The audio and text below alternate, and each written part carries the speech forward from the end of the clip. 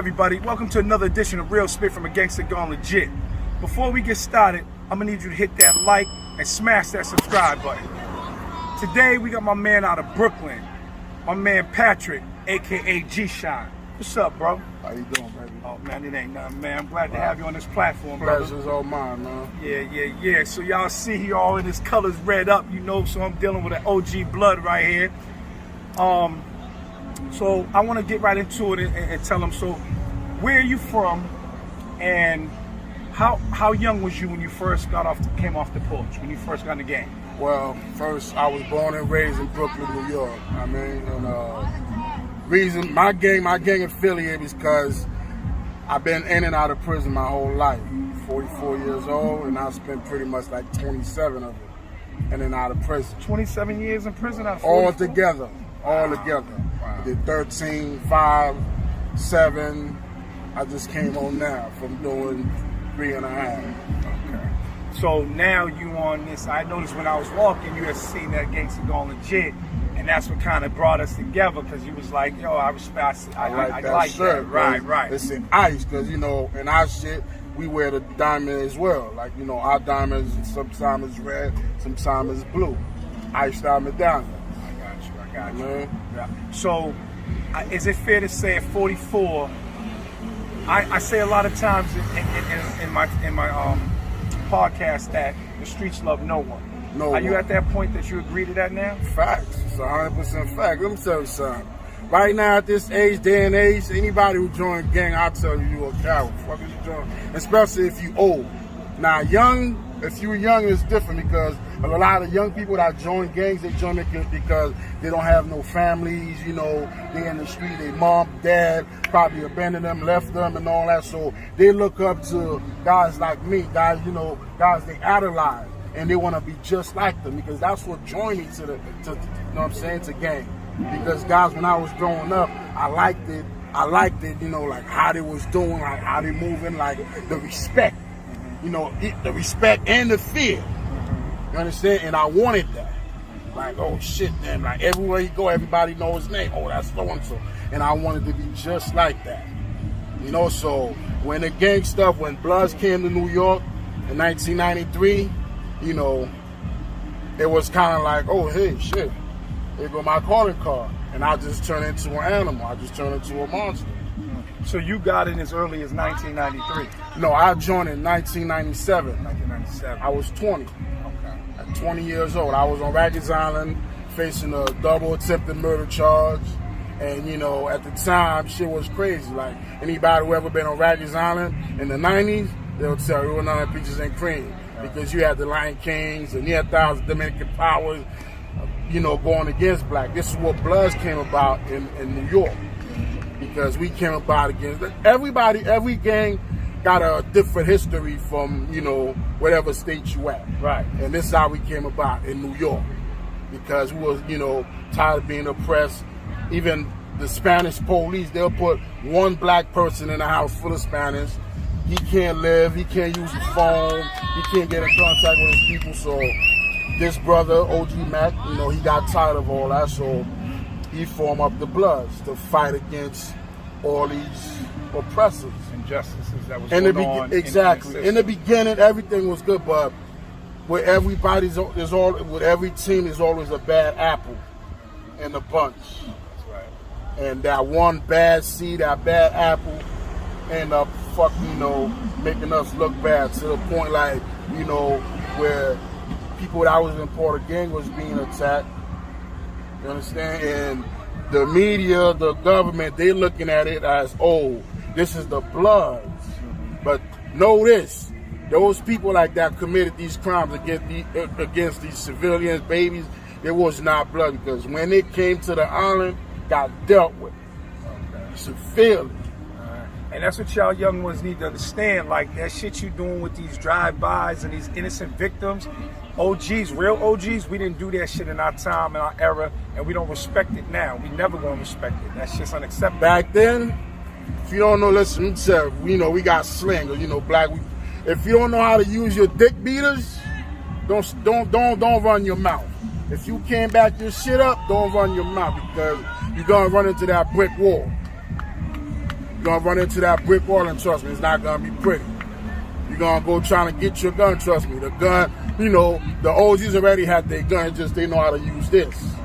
The guns for is really when it's necessary, if we have to. Me coming up, like, a lot of my traumas was more with, boys in blues. So you was going against the system more than anything else. Pretty much, yeah.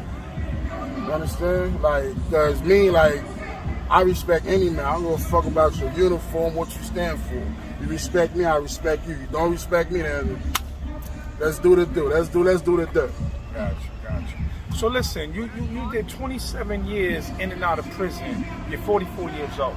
So what would you tell a younger you if you could tell your younger self how to move? What would you say to your younger self today after everything you've learned today?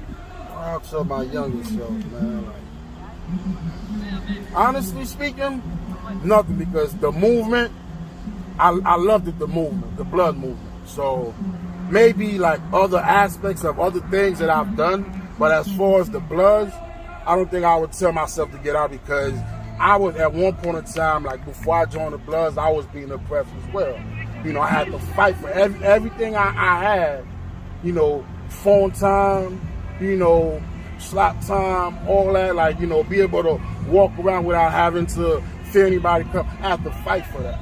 So I probably wouldn't change that, but other than that, like, I've done a couple of things, like, I regret it. Maybe that I'll probably tell them, nah, you know what? Different way. It's a different way, because at some point, like, people don't only respect violence.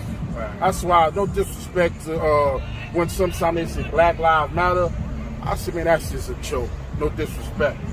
For the simple fact that these police, they keep killing us. And at the same time, we keep coming out with these signs. We shall overcome. How long we gonna keep singing that same song? Right. Without no action behind it. Exactly. That's why they keep laughing. And this is the thing I be telling these youngsters. Okay, you claim you're a gangster. You claim you bust your gun. But who you busting your gun on other than us? You're not busting your guns on the real enemy. Who you busting your gun on? You killing somebody that look like you, that look like me. Meanwhile, the person that don't look shit like you probably got your nose up his ass so fat, like so deep, like even your parents will smell it. If he fuck, they gonna smell that shit through your bloodstream. Right. You understand? Yeah. So I say this to all the youngsters who was looking to join gang, man. Trust me. If you don't have a real good reason, man, don't. It's not for you. Gang's not, gang is, trust me, it's not what's up no more. It's not the same. Like every gang, like when we first came out, everybody had a purpose. Now everybody's using that as a fad. They're telling you, oh, it's okay to turn on your friends.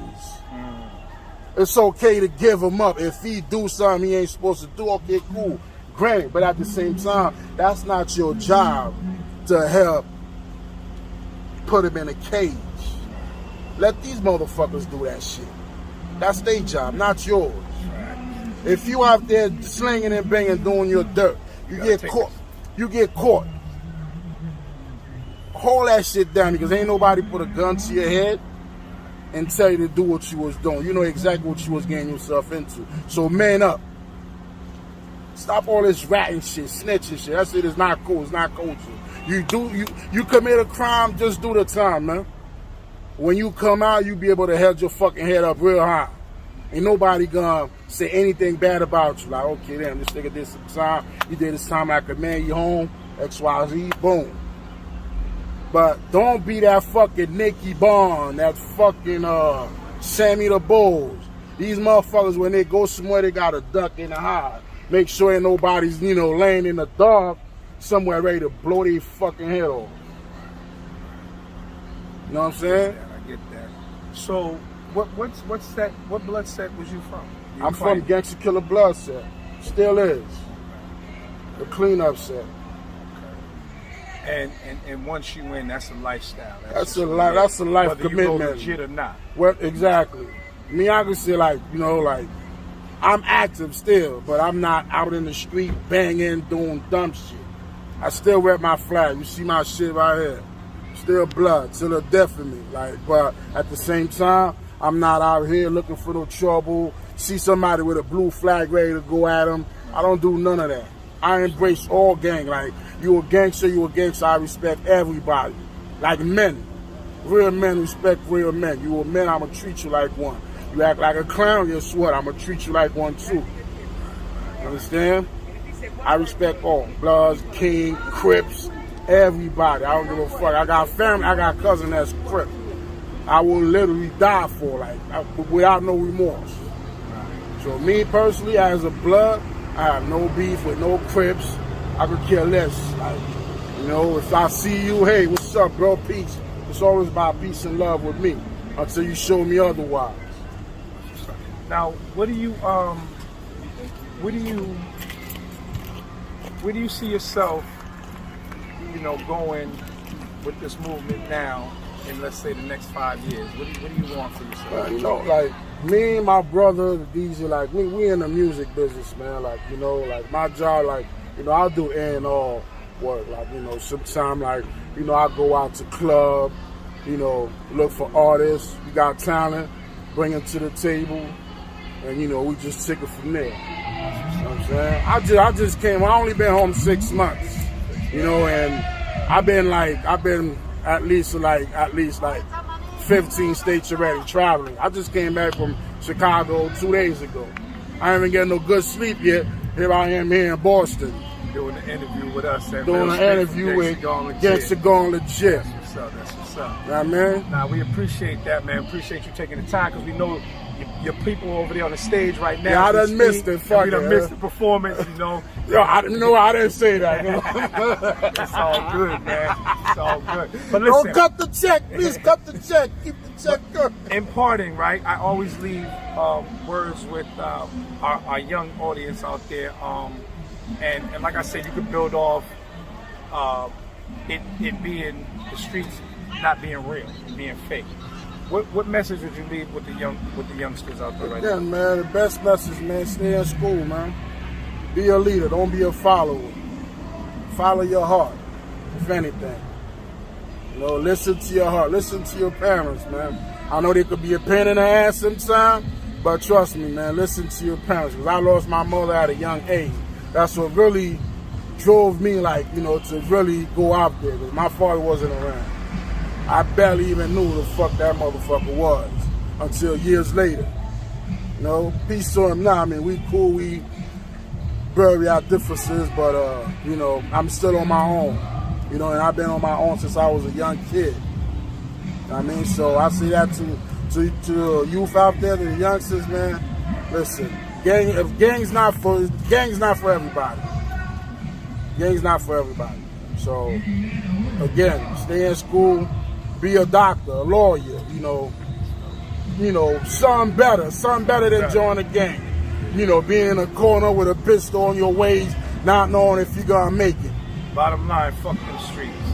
The street don't love no one. They don't give a fuck about no one. You might have the little reputation, guess what? There's always somebody that's out there who's willing to take your spot and somebody else ready to take the spot after.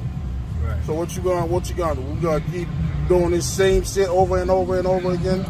Keep making the news for all the bad bullshit, bad publicity. Have people, grandmas, like when they see us, you know, they running from us instead of coming towards us, like hug us and all that. Like, come on.